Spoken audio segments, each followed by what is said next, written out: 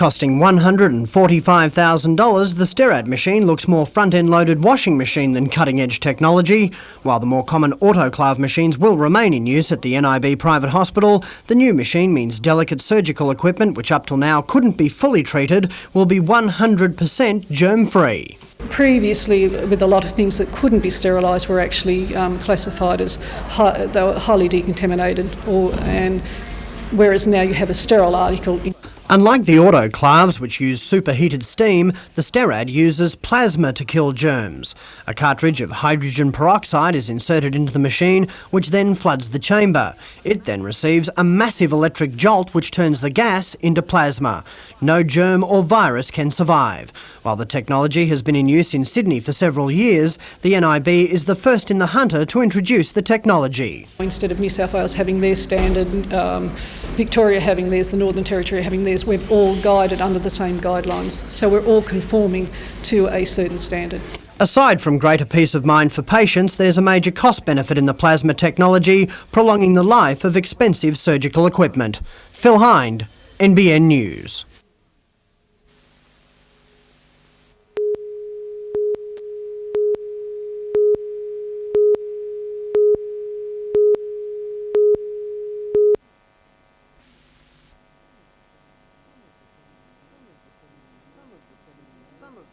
Some of the 70 members of the NAO took time out from their day jobs to launch the orchestra's 1997 season today. Aside from a few hired guns, the majority of players are amateur. Amateur simply means someone who does it for the love, and sometimes to do it for the love is much better than being paid for it. While the NAO may not enjoy the money or resources of professional orchestras, there is an upside to doing it the hard way, especially when you've set yourself a 4-performance program for the year, ranging from Beethoven and Tchaikovsky to Glenn Miller and Gershwin. We take a lot of time to prepare our programs. Because it's an amateur orchestra, we don't have to worry about the costs involved in professional orchestras, whereas a professional orchestra might have 5 rehearsals, we can have 10.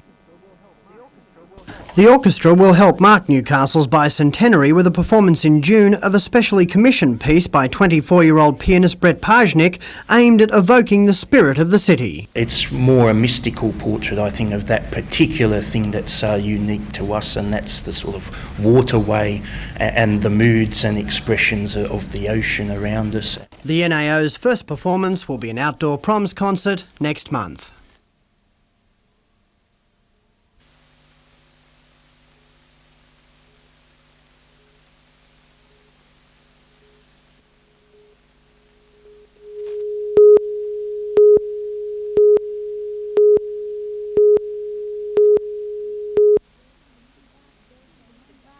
Since the clouds burst on Monday, steady rain has fallen in the Hunter Valley, much to the delight of farmers. Although varied, most recordings throughout the region have been between 80 to 130 millimetres. With similar falls 3 weeks ago, the follow-up rain came at the right time. For graziers and so forth, it's been perfect. It's been nice steady rain. We have had some runoff, so that's filled most of the farm dams around the area. But being nice and steady, there hasn't been much erosion or wash around and soaked in, so it's really been ideal follow-up. Maitland District agronomist Neil Griffiths says pastures are growing rapidly after a dry spell around Christmas. He says the challenge graziers now face is to store feed for the winter. If the rain continues along a similar pattern, Mr Griffiths says autumn could be one of the best growing seasons in years. A couple of dry autumns that have been very difficult, and also before that we had wet autumns, so it's been very difficult to get ideal conditions for farmers to go planting their winter pastures. Maybe this will be the year. Meanwhile, a reprieve from the constant showers for the second day of the Maitland show. The crowds put away their gumboots and raincoats, some even dared a little face paint and enjoyed a rain-free show day. Simone Cobb, NBN News.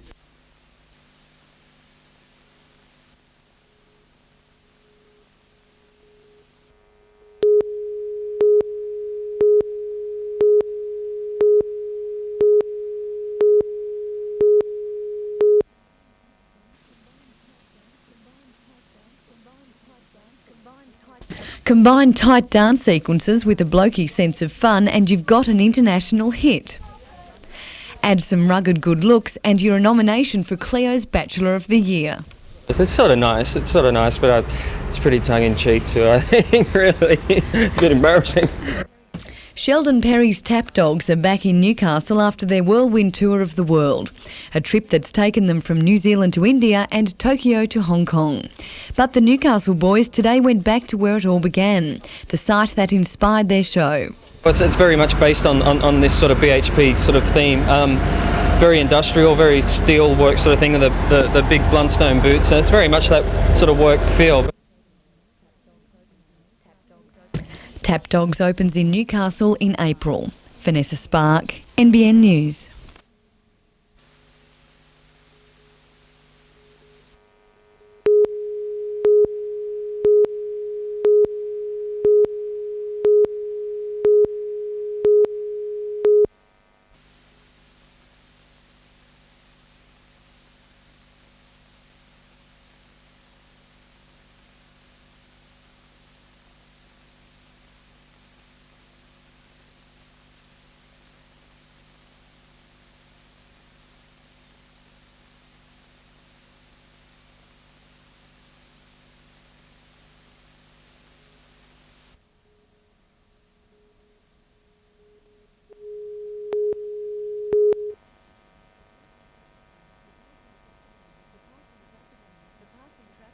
The passing traffic in Newcastle's busy port has inspired Gary Winter.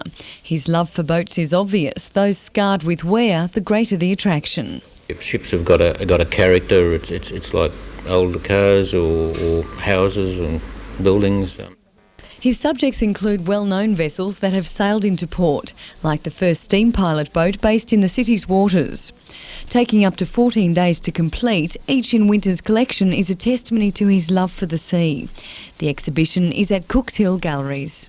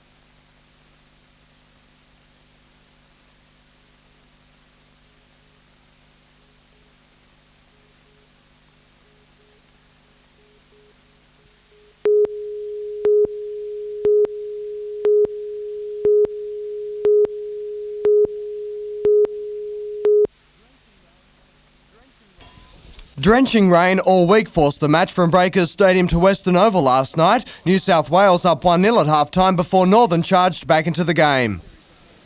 A series of near misses for the Whites. Christy Pelosi couldn't have gone closer to netting the equaliser.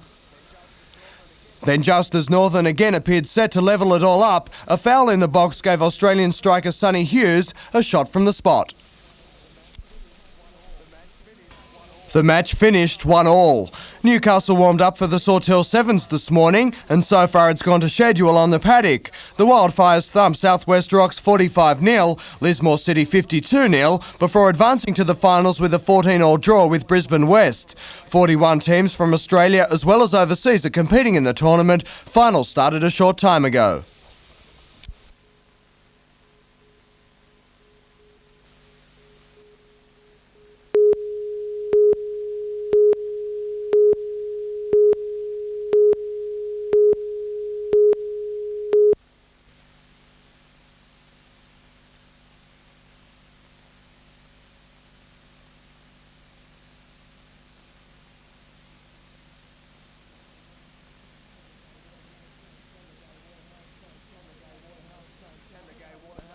And the Gay Waterhouse train champion paid $1.70 and $1.10 for the win. Octagonal returning $1.80 and $2 even for Circles of Gold. The Quinella $5.40 and the Trifecta $31.50. The Group 2 Hobartville Stakes was race number 6. Monet's Cove in blistering form over the 1400 metres.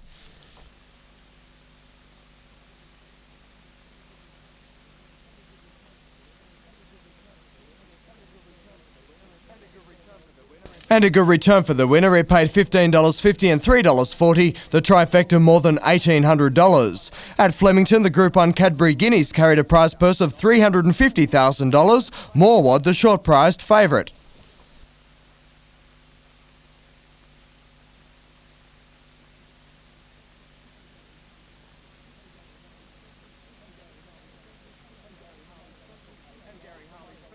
And Gary Harley's special paid $2 and $1.50, O'Reilly $2.10, insufficient starters for a third dividend, the Quinella a huge $3.20 and the trifecta $40.70.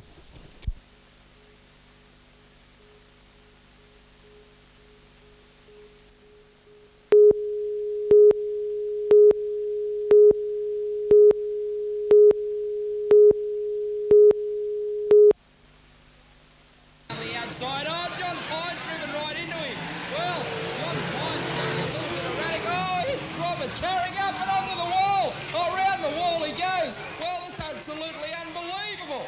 Up onto the side went Carrick and he climbed the wall. It was like the wall of death.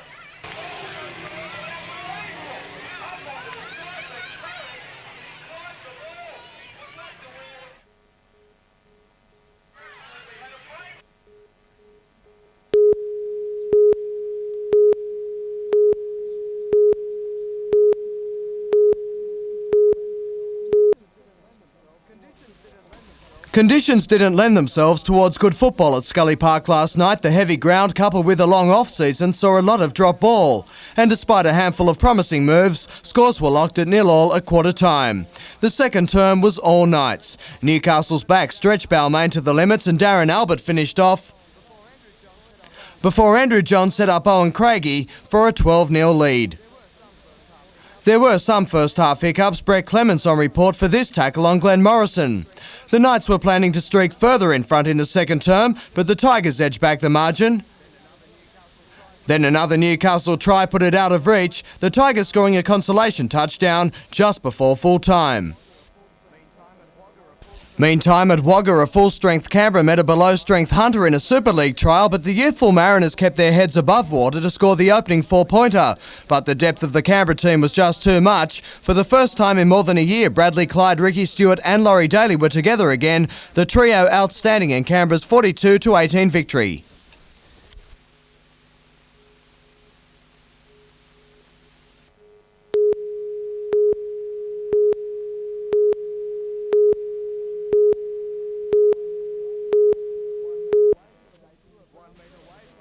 One-metre waves for day 2 of round 3 of the Billabong Junior Series, and fresh from his victory in the South Australian Series event, Scott's head surfer Trent Munro was one to advance. Success also for Port Macquarie's Darren O'Rafferty. He carved up Avoca Beach in a blistering display of surfing. The youngster, overwhelmed by his efforts, he eliminated yesterday's standout, Narrabeen's Nathan Hedge. Also through to the main event, a big contingent of local Central Coast surfers. Samba Man, Mark and Sean McGugan, Glenn Hall and Troy Gould are all through to the final 32, as his local favourite Drew Courtney. The tournament continues until Tuesday.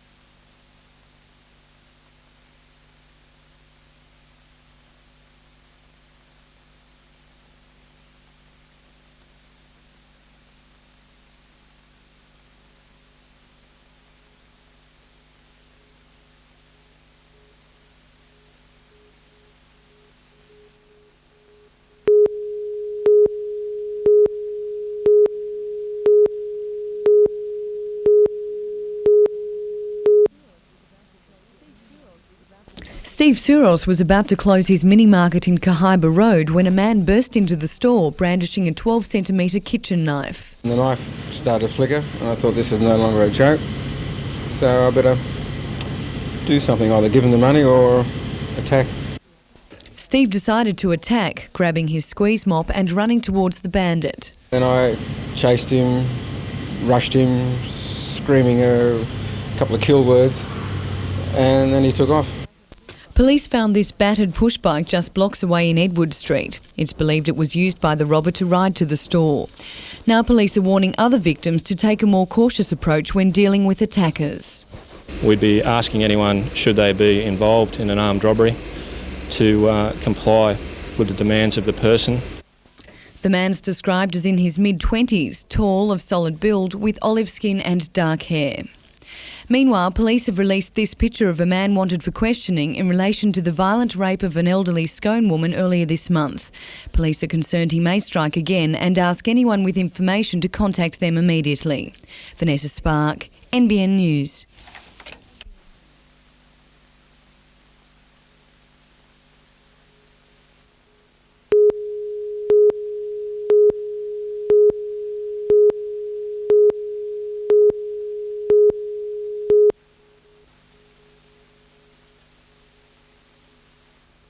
Australians dump 50 tonnes of plastic every hour, rubbish which is not biodegradable and ends up polluting the beach and waterways. The oil-based material is the focus of this year's Clean Up Australia push. What we're saying is we're offering a challenge, saying to Australians, say no to the plastic bag. Just start using less of them and there'll be less to clean up. Today's launch united the Newcastle and Lake Macquarie councils, joining together in the rubbish offensive. We're focusing on the waterways this year, and I mean, if you look at what you've got here in the Hunter by way of waterways, you've got an amazing collection. The clean-up will begin on the 2nd of March, with locals invited to clear rubbish at 18 sites across the region. Vanessa Spark, NBN News.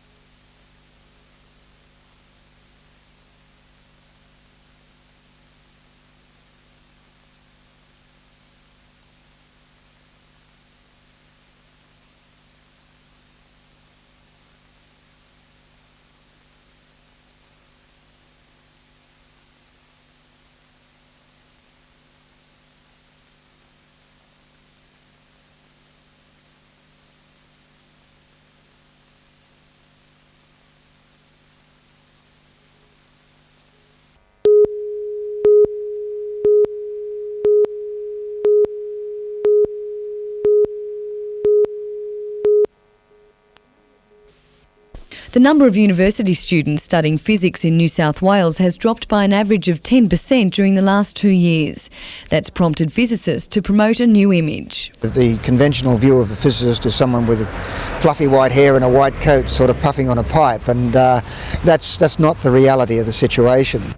Professor McDonald says the appeal of physics is being eroded in high schools. The interest and the logic and the things that make physics, particularly to me, for example, an extremely interesting subject, don't come through to the schools. The lack of students means cutbacks in the department's funding. Many physics units across the state already forced to consider closing their doors. Professor McDonald says the move will affect Australia's ability to keep pace with the rest of the scientific world.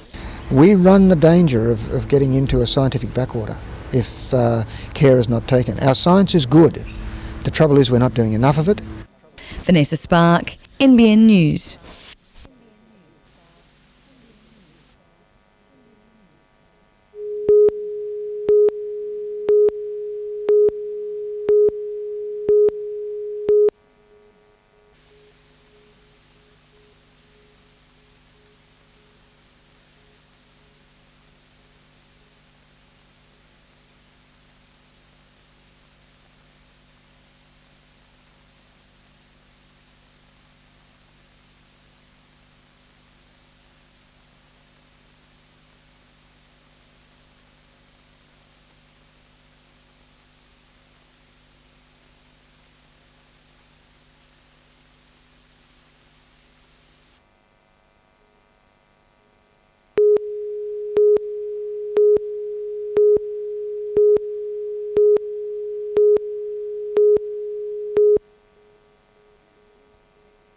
Hannah Bernog fled from Poland after war ravished her country during the 1940s. As a young bride in Australia, she felt isolated, but these days it's a different story. I think it is a wonderful idea that we have all those mixtures of culture, because we can learn from each other. We all have something to contribute. Hannah is one of 30 women from different ethnic backgrounds who've woven symbolic messages into this quilt, a project aimed at achieving unity through diversity. It's very important for Newcastle to recognise that there are other cultures, and those cultures are very valuable within our community. The Newcastle Bicentennial Project was launched by the Race Discrimination Commissioner Zita Antonios, keen to downplay turmoil in the ethnic community. In the past year or so there's been a concentration on some of the negative, but this is a lovely opportunity to look at some of the positive. The quilt will be displayed at venues throughout the Hunter during the coming months. Vanessa Spark, NBN News.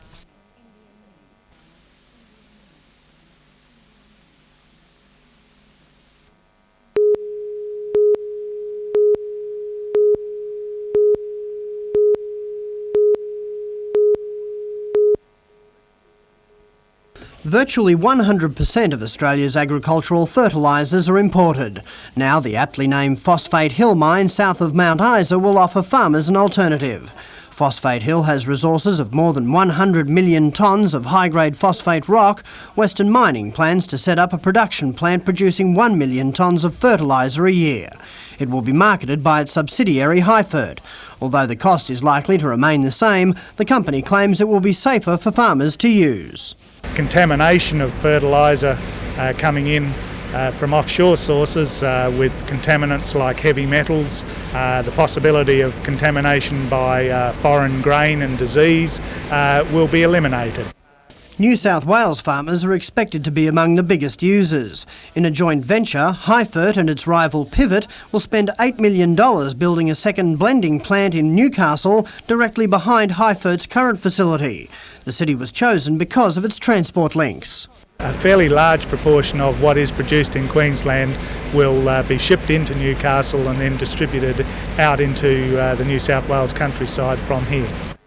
Work on the new blending plant is expected to be completed by the middle of this year. Phil Hind, NBN News.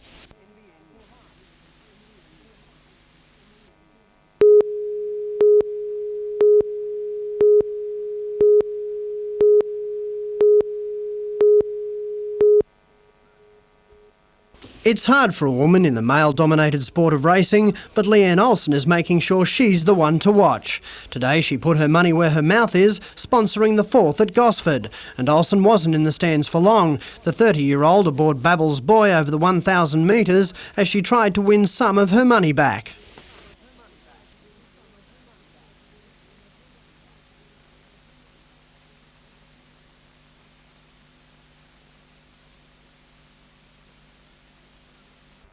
Well, you win some and you lose some, and it wasn't to be Olsen's day, finishing at the back of the field. The winner paid more than 30 to 1, helping to boost the trifecta beyond $500. The feature event, though, was race 9, the Gosford Guineas over 1,600 metres.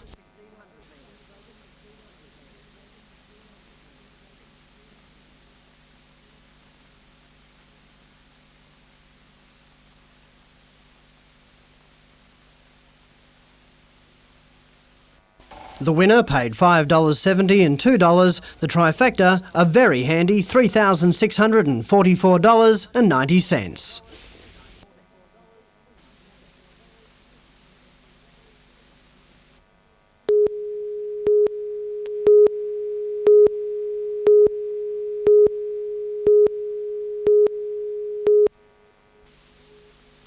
After years of organising Muswellbrook's racing meets out of cramped and inadequate quarters, today's announcement was welcomed by all. And it will continue to establish Muswellbrook Race Club as one of the country's leading race clubs in New South Wales, and will give a greater opportunity for employment, particularly of our younger people. The state government has granted $1.2 million for a new administration building, which will include a function and dining room, bar facilities and amenities for stewards and jockeys. The Muswellbrook Racing Club will boost that figure by another $300,000 for furnishings. St Helier's, a local corrective services facility, and TAFE will provide voluntary labour. It's good to be able to see a community getting in together. Now that probably in labour alone is going to cost you save you about 50 grand. So, but it also has upside that gives people some chance of rehabilitation. But the minister today warned of an attack on the Racecourse Development Fund, the source of the building project. He said owners and trainers are lobbying for the adoption of the Victorian system of funds distribution, which excludes racetrack assistance.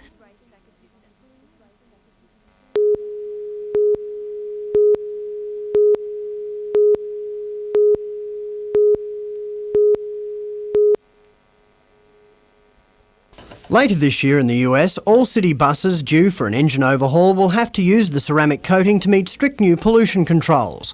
American engineering giant the Engelhart Corporation adapted the technology from the aviation industry. It works by coating valves, pistons and cylinder heads with a zirconium oxide ceramic. It actually blocks the heat from going into the metal components and therefore changes the way combustion takes place inside the cylinder, and that's where the efficiency gains come from. Because fuel is burnt more efficiently and at higher temperatures, exhaust emissions are cut by up to 65%, meaning less greenhouse gases. It only takes a little ceramic to produce the dramatic results. The coating is very thin. It's actually 13 thousandths of an inch. It's extremely thin coating. We don't need any more than that. Newcastle company Torres Engineering has won the sole rights to use the technology in Australia, today introducing mining industry representatives to its properties. The company will spend more than $1 million setting up a robotic coating plant. Promises of fuel savings, less maintenance and environmental benefits are already generating considerable interest. The underground mining, the open cut, the Navy, the Sydney ferries, everyone's fairly keen on it, even the XPT trains. Torres expects to have its coating plant operating within 14 months. Phil Hind, NBN News.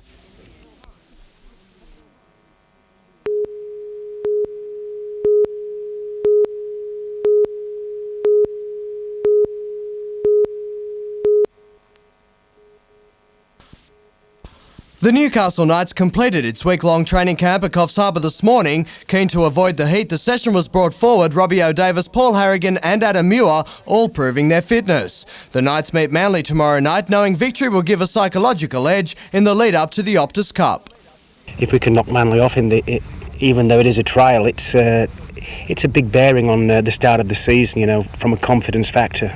A more relaxed preparation for the Sea Eagles. They arrived in Coffs this afternoon, but well aware of the battle ahead. The new season, and obviously being the premiers, everybody's out to try and knock you off your mantle. But Manly is without injured stars Jeff Tuvey and Cliff Lyons. The defending premiers set to trial a new combination in the halves, but all of their players are fighting for first-grade positions. We think the trial form indicates how you're going to start the season in 2 weeks. Manly is coming off an 8-point win over Sydney City. Newcastle that 4-point victory over Balmain at Tamworth.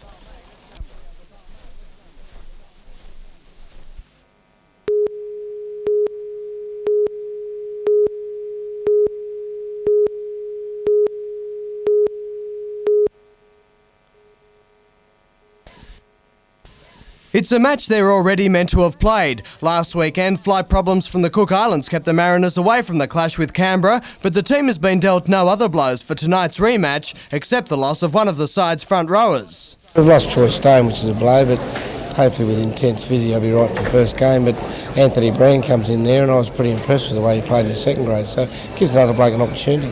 Trying to avoid those timetables, the Mariners chartered 3 planes for the trip to Queanbeyan. They almost needed 4. Players and coaching staff packed the craft like sardines, but coach Graham Murray expects his side to be full of running when they stretch out in Canberra. Win, lose or draw, I just want to see a much better performance, and that's what we're hoping for. Back home, 2 big nights of speedway action start soon at the Newcastle International Motordrome. Tonight it's the 4th round of the New South Wales Sidecar Masters Series. There's also leader cars and street stock sedans. While on Saturday the speed cars and super sedans head the program. And it's NBN night at the Newcastle Paceway tomorrow. Among the feature events, the Ray Deneen Pace, the Melinda Smith Pace and the Microbit Superfecta.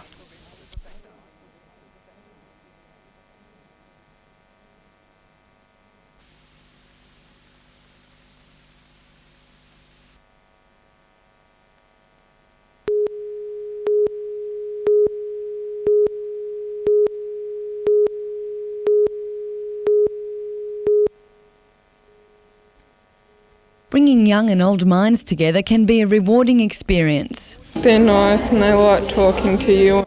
Students from St Philip's Christian College in Waratah are studying life management, focusing on older people, an HSC program now on trial.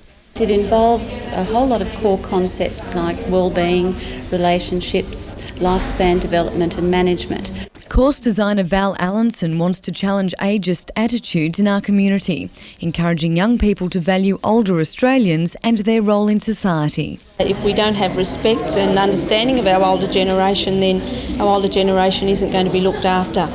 The students will make regular visits to the home during the next few months, hopefully bridging the generation gap by establishing some long-term friendships.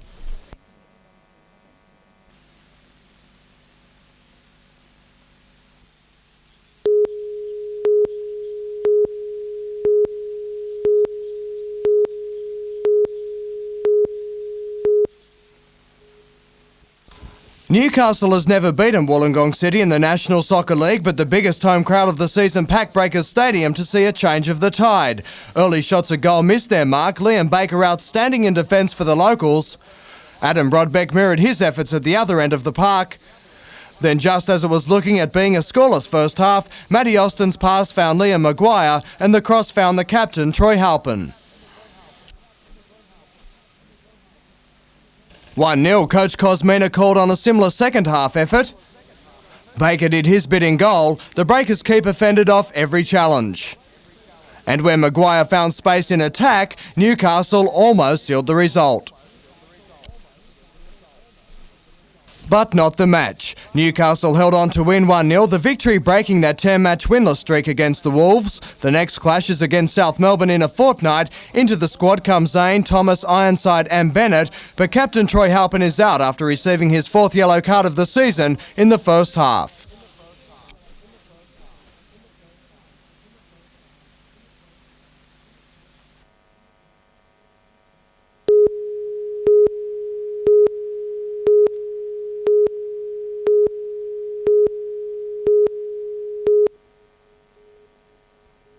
The plans to construct a hotel on the Merriweather Street Wharf have alarmed both residents and councillors. Anxious to clear up any perceptions that the hotel development would block off access to part of the waterfront, the Holiday Inn Park Suites Consortium today drew up new plans. Although the design has not been altered, the plans clearly illustrate a 6-metre wide public walkway between the water and the 4-star hotel. Well, in fact, the access that we're going to provide will be much greater access than is currently available to this site. At the moment, you've got chain wire fences around and they're sometimes locked. Architects have also knocked on the head an alternative design proposal put forward by the rival Intercontinental Hotel. The Intercontinental plans to build on land opposite, but says the Holiday Inn as a 4-storey building would obstruct its views. Well, our architects and the hotel operators themselves say it wouldn't work and it would be totally unviable. Newcastle City Council will discuss the hotel proposals on Monday night. Simone Cobb, NBN News.